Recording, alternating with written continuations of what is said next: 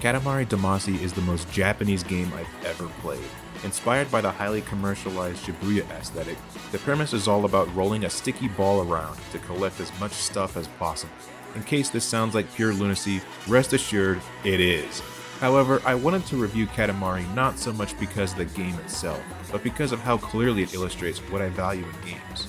Creator Keita Takahashi sought to emphasize novelty, ease of understanding, and enjoyment with this game, and I couldn't agree more with those ideas. The last idea, enjoyment, is a design concept we more or less understand at this point, but the first two, novelty and ease of understanding, really struck a chord with me.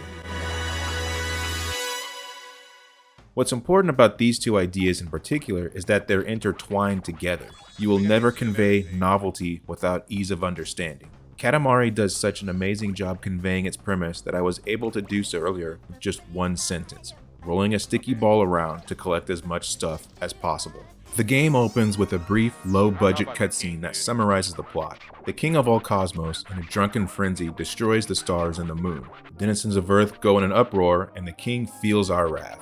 As a result, he orders his prince to mop up as much crap as possible using the sticky clump thing and use what it collects to form new stars. Like I said, Japanese lunacy. The story is weird enough to remember and doesn't intrude on the gameplay at all thanks to its briefness. I personally enjoyed the King of All Cosmos, as it's pretty rare for one person to be both your sidekick and the villain at the same time. There's definitely some weird social commentary going on about mass consumerism and father-son relationships, but it doesn't force-feed you anything.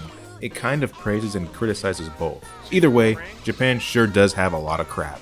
Once the gameplay kicked in, however, Katamari threw a curveball right away: the controls. I honestly didn't expect them to be this weird given how simple the game is, but it's not traditional dual-stick camera controls at all. It's this backward system where each analog controls a separate direction the ball can move in. I eventually got the hang of it, and it works, but it does feel like the case where it's different just for the sake of it.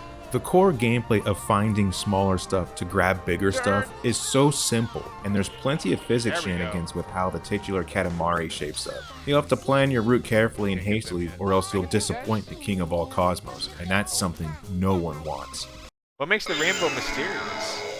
The fact that Namco developed this game makes perfect sense in hindsight. At its heart, Katamari is a modernized take on arcade games that we don't really see anymore.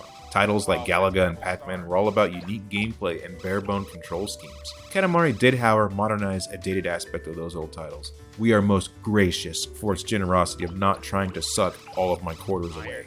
One aspect that might alienate some people is the lack of content. Essentially, there are only 3 levels in this game. Granted, the goals, objects, and music within them do get mixed up, and there's plenty of replayability, but I'd be lying if I said it wasn't shallow in scope. Now, don't get me wrong here. Not every game needs to be this sweeping epic, and Katamari never outstayed its welcome. But still, it's a short game. Another thing worth mentioning here really quick is the music. For such a small game, Katamari does have one beastly soundtrack. This is the good stuff.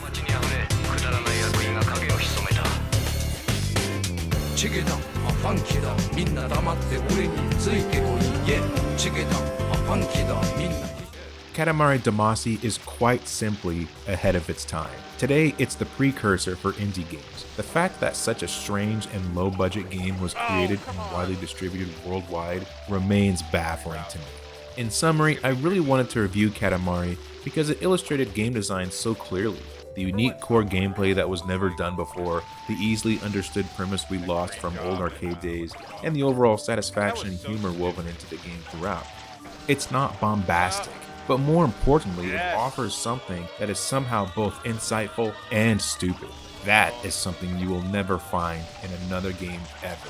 I give Katamari Damacy 4 mooing cows out of 5. Thanks for watching my video, I really appreciate it. I really loved playing Katamari, and I always stream my first playthroughs live over on my Twitch channel. Don't forget to like this video, sub to the channel, and if you felt like you agreed or disagreed with me, or have something else you want to say about ye old Katamari, let me know in the comments section below. Thanks again.